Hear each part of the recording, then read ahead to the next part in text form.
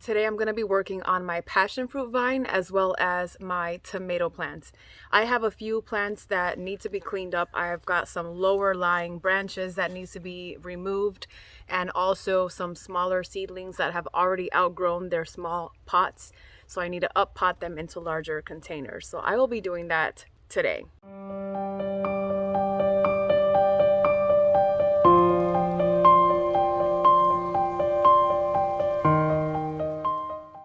So we've got a big project. We'll be moving out of this home in the next 3 weeks. We are approaching late October, and passion fruit essentially dies back when the weather gets cold. And although here in Florida it doesn't snow, we still do get a couple of nights of frost.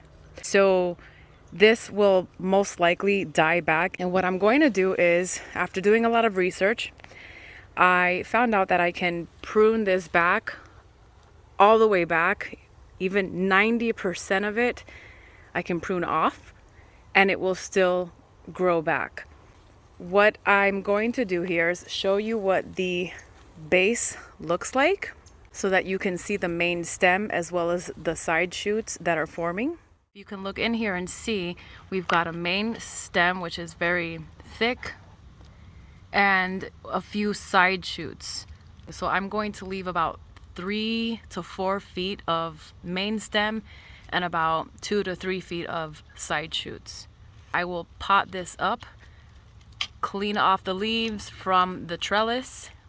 I will preserve a lot of the leaves. I will dry them and grind them up and put them in jars, because you can use passion fruit leaves for a lot of culinary and medicinal purposes. I will link a video that I made going over the top 5 benefits of passion fruit leaves. So I'll link that down in the description box so that you can check that video out. So this is my project. Again, we have about 3 weeks to move out of here, and I can't leave this trellis here in place, so I will start cleaning this up and doing what I have to do. Here's another passion fruit vine that was not as large as my other one. This one is a yellow passion fruit. The one on the trellis is a purple passion fruit, and this one was in ground, and I recently potted it up. And when I did that, it basically looked like it was dying. All of the leaves fell off, it started browning, and so I had to do a hard trim back of the main stems. And I just left it in the pot, kept watering it, and it has already formed little new leaves, new shoots, and it's coming back, which is great.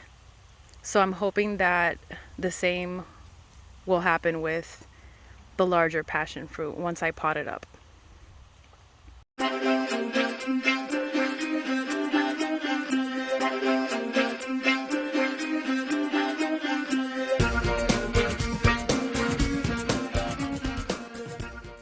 This is layers on layers on layers of passion fruit vine.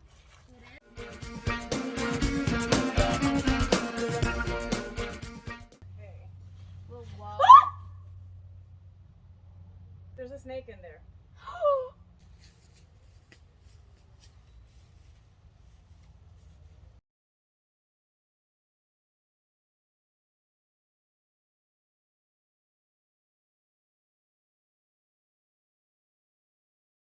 I understand that they are harmless, but I'm like trying to work and it's right there staring at me.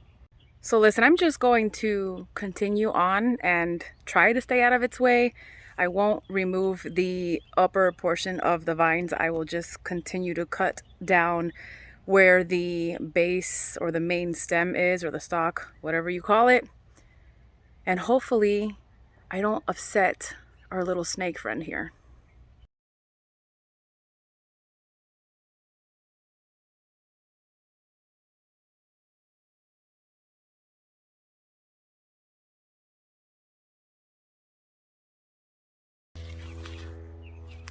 It keeps moving.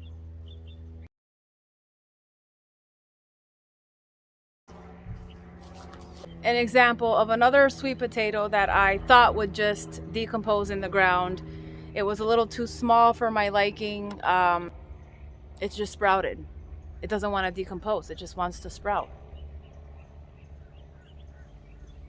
I'm gonna plant it in a little patch, and hopefully the new owners of this home will get to enjoy them in another few months or next year. I have my little helper here. Hey, Kayla Bean. Hi. All right, so I took a cutting, and I will continue to take a few more from the main stalk or the main stem. Now, in case I can't uproot it or for some reason it just stresses out too much, at least I will have cuttings. And so this was growing from the main stem, and it's about maybe 3 feet long. And I'll place it in some soil or maybe some water to make sure it gets some roots first, and then I'll plant it in soil. And I will do a continuation video. Not going to finish this today. The snake wants to just hang out, and that's fine, but I think I would rather give her or him some space and let them give me some space. And I will try this again tomorrow. I have these tomato seedlings that are outgrowing their little pots, so it is time to get them transplanted. Now I have a 3-gallon container here. I have a couple of 3-gallon fabric containers filled with my homemade compost and a little bit of native dirt or sand. To this I will add a little bit of Epsom salt, which provides a lot of magnesium that the tomato plants and peppers as well need.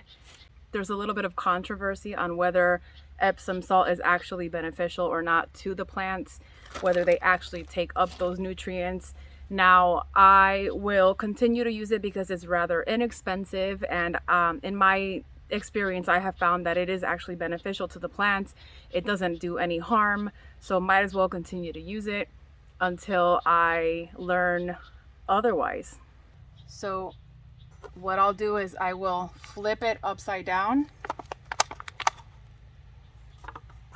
and you see how the roots doesn't look too root bound right now. It actually looks pretty good, but I'm going to slightly loosen up the roots on the bottom and the sides, just to kind of wake them back up so that they know that they can now spread out, and now they have room to kind of grow outwards.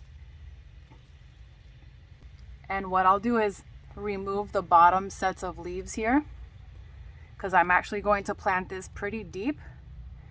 Reason being is, if you can see the little hairs along the stem, where you see those hairs, those actually form into roots if they are buried in soil. And the more roots your plants have, the more they are able to suck up nutrients and water from the soil, and the larger they grow, which in turn provides you with a more abundant harvest.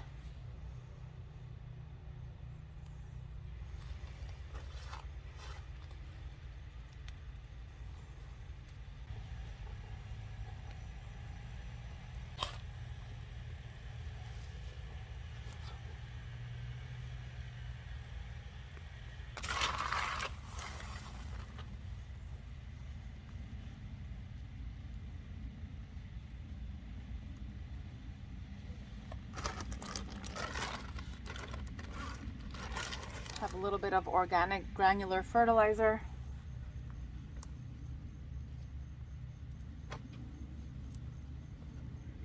The compost that I made is really high in nutrients, and so I'm not going to over fertilize it right now. I will add a little bit of worm castings, which seems to be the favorite food for these plants. It's essentially worm poop.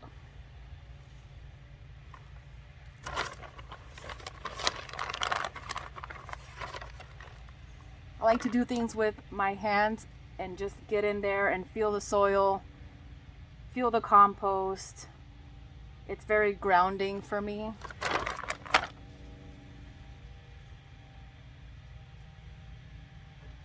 I'll get this watered in and she'll be good to go. Going to do the same thing with my second one. This one's a little smaller.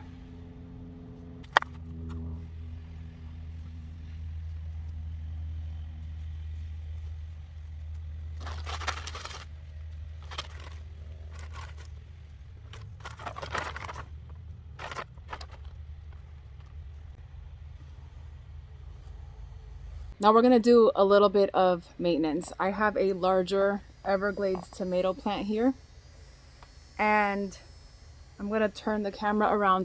This is another 3-gallon container, but what I'm seeing here is a lot of downward growth on some of these lower branches, and so I'm going to remove all of the stems that are facing down and touching or near the soil.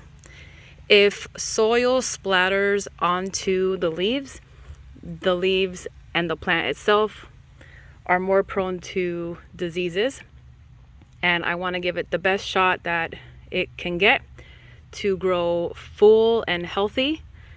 And so I'm going to remove the bottom sets of leaves, and this will also provide more air circulation, which is also beneficial to the plants. Another interesting thing about tomatoes, and in my experience, is that when I first started planting them, I removed all of the suckers, thinking that this would provide more fruiting growth. And if you see here where you see the Y formation, I'm not sure exactly what the technical name for it is. This growth right here is called a sucker, and I used to remove them, but I stopped doing that, and I noticed that when I stopped doing that and I just let the plant grow how it would naturally grow in the wild, I noticed that I had more fruit on my plants and the plants were much healthier. And so I stopped removing the suckers, but you can totally still do so. And if you want, let this go a little bit longer till it's about that big or that tall, and you can remove it and plant it in some soil and it will become another plant. So you can easily propagate this and multiply your tomato plants just with this one plant. Now it is cleaned up on the bottom, has a nice airflow, and I have one more plant to do this with. Pardon the obnoxious background noise. I have a neighbor that is doing their lawn. This one is a little larger, and you can see I already have a lot of baby tomatoes that have formed. This is another Everglades tomato. That's all the tomato plants that I'm growing right now, just Everglades, Florida Everglades.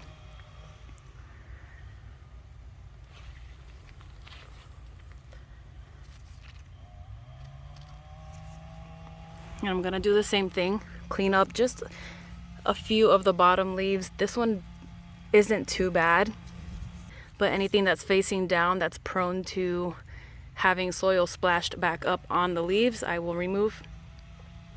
And it's a really good idea to mulch the plants. I haven't done so. I'm probably going to do that now, because the mulch not only helps retain moisture in the soil, but it also helps prevent soil from splashing up when they are being watered. Also, you want to make sure that you water the soil and not do an overhead watering, because the leaves do not like to get water on them. They are very susceptible to, again, diseases, and it's a much better practice to not wet the leaves and to just soak the soil.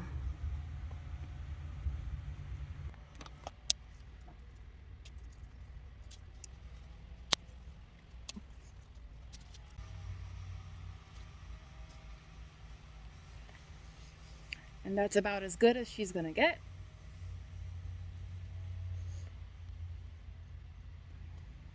I'll show you what the passion fruit vine looks like after we figure out what we're going to do with our little snake friend. Hopefully she finds another place to live or to hang out in, and if not, I hope she minds her business, because I'm gonna mind mine. Until next time, thank you so much for watching and have an awesome day.